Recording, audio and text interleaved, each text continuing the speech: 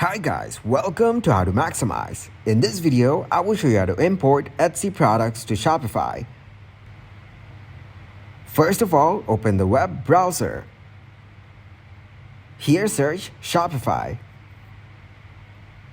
Click to open its site. Log into your account by choosing your store.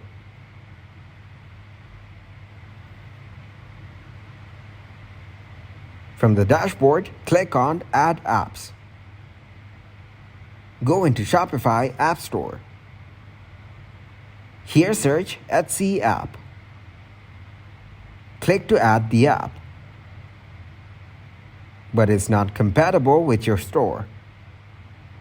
Well, check out its pricing, also 30 days free trial. There will be no limits on the product. Thanks for watching, and please leave a like, subscribe, and share.